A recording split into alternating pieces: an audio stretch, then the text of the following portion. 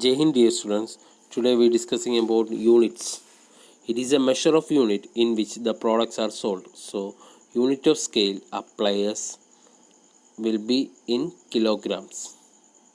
So, kilogram, liter, piece, meter, time, etc. These are the unit of sale. Next we solve one problem regarding unit price. We can calculate unit price is equal to total billed amount divided by number of customers. Here, how will we calculate total billed amount? Number of customers into per customer billed amount. For example, 5 into 500, 2500, 10 into 700, 7000. Then we can add all total billed amount. Here, 2,10,000 divided by number of customers is 100. So, unit price is equal to 2100. Next we move on another area is break-even point. What do you mean by break-even point? It refers that the level of output which breaks evenly the cost and the revenue at hence the name. Break-even point is that volume of sales where the total revenue is equal to total fixed expenses. Here, total revenue is equal to total expense. The expenditure is equal to, for example, expenditure is equal to 1000, sales also 1000. It is neither profit or loss condition. Break-even point is also called a critical point or equilibrium point or balancing point. If sales go beyond this point, then it is a profit. If the sales go below in this point, then it is loss. Here in diagram, x-axis sales, y-axis cost. You can see this diagram. Total sales and the total cost are intersect on point. That point is known as break-even point. Here in this point, total sales equal to total cost. Suppose the total sales is 1000, the total cost is equal to 1000. There is no profit or no loss in this situation.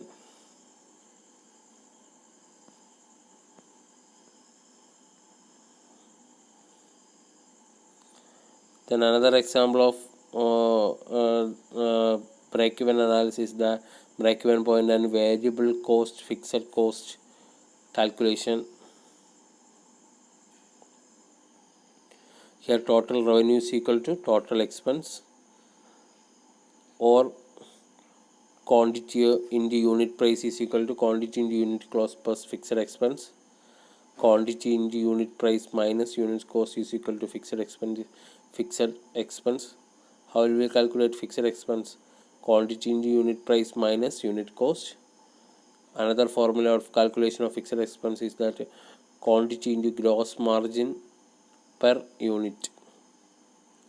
Break-even point of a single product we can calculate fixed expense divided by gross margin. Break-even point of a single product is another formula, fixed expense divided by unit price minus unit cost, that is equal to gross margin. Another formula, fixed expense divided by contribution per unit. Then we move on contribution. It refers to the excess of selling price over the variable cost, or contribution is equal to selling price minus variable cost. Another formula is that contribution is equal to gross margin is equal to gross margin. How will we calculate gross margin? Gross margin is equal to profit plus fixed cost. Next one, profit volume ratio. This ratio establishes a relationship between contribution and the sale value. Profit volume ratio is calculated by using the formula contribution divided by sales or sales minus variable cost divided by sales or change in contribution divided by change in sales. The following information is related to sales mix of product A, B, C.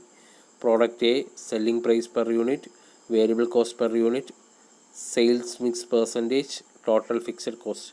Calculate break-even point of these units. First, we can calculate contribution margin per unit. Product ABC, selling price per unit 15, 21, 36. Variable cost per unit 9, 14, 19. Contribution margin per unit 15 minus 9 is equal to 6. 21 minus 14 is equal to 7. 36 minus 19 is equal to 70. Then we can calculate second one. Calculate the weighted average contribution margin per unit of sale mix using the following formula. Product A contribution mix per unit into product A sale mix percentage plus product B contribution per unit into product B sales mix percentage plus product C contribution mix per unit into product C sales mix percentage is equal to weighted average unit contribution. Next one, working capital. It is the money needed to fund the normal day-to-day operations of a business is known as working capital. So simply we can say that working capital is how much amount is invested in current asset also. For example, working capital is equal to current assets minus current liability. What are the different current assets? Cash in hand, marketable security, bills receivable, debtors, finished goods or inventory, work in progress, raw materials, prepaid expense. What are the current liability? Bills payable, creditors, outstanding expense, advance received from the customers. There are mainly two types of working capital, gross working capital and net working capital. Gross working capital means how much amount is invested in current asset is known as gross working capital. Otherwise, gross working capital is equal to sum total of current assets. Next one, net working capital. Net working capital is equal to current assets minus current liabilities. Next one, operating cycle or cash conversion cycle or CCC. The duration between buying the raw material and receiving the cash from the customer is known as operating cycle. It is also referred to as a cash conversion cycle. The cash conversion cycle is the length of the time a firm purchases inventory and the receipts of cash from the account receivable. It is a time required for the business to turn purchases into cash receipts from the customers. CCC represents the number of days a firm cash remains tied up within the operation of the business. For trading concern, CCC operating cycle is cash that moves stock of goods, that moves sales, sales moves on debtors, again debtors paid cash. This is a trading concern operating cycle. First one, cash. With the support of cash, the organization purchases stock of goods. After finished products, the organization is sell the products, and if the products are sold on credit, that encourages the debtors. After receiving debtors, cash. Again, this cycle is automatically fluctuating. Next one, for manufacturing firm, cash, raw material stocks, work in progress, finished goods sales and debtors. Next one, inventory.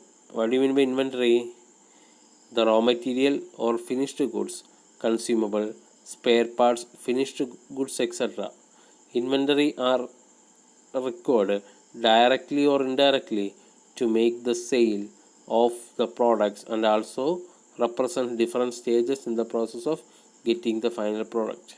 Inventory deals with tangible items. What is inventory control? Providing stock as and when the need arises, providing stock at a minimum possible cost.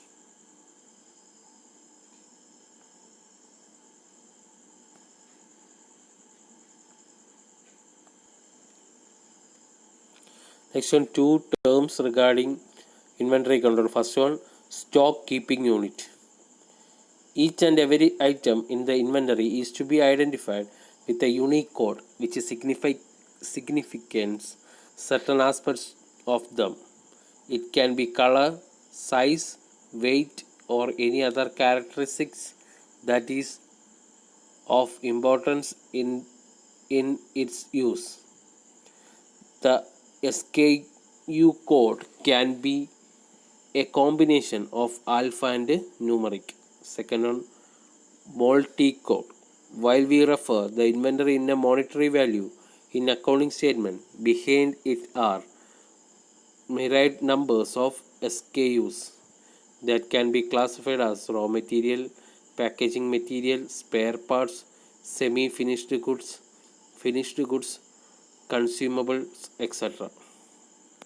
Next one, factors considered in the inventory control: space, value, lead time, standard versus made to order, seasonality of supply, demand not uniform or not predictable, shelf life items like vegetables, safety aspects, obsolescence. These are the factors to be considered while inventory control. Next one, another important principle is inventory control is that Pareto principle. What do you mean by Pareto principle? Pareto principle is it is a principle followed by the organization for effective managing the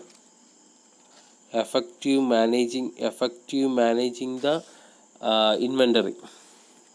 This principle was proposed by Vilfredo Pareto, an Italian economist. He says that Pareto principle is 80 divided by 12th root. Here effort is 20%, the result is 80%. Another aspect, effort is 80%, the result is 20%. Here red color important, blue color not important. Remember 80 divided by 12th rule. Your closets, your choices. Inventory control, ordering cost should be optimum, carrying cost should be optimum. Why we do not order in on go, why we do not order as when required. We have limited fund and limited capacity. Lead time analysis, trade-off between stock out and overstock. Inventory control, stock out, overstock, stock out financial cost, non-financial cost, overstock, carrying cost, financial cost, obsolescence, damage. These are the important areas in unit price.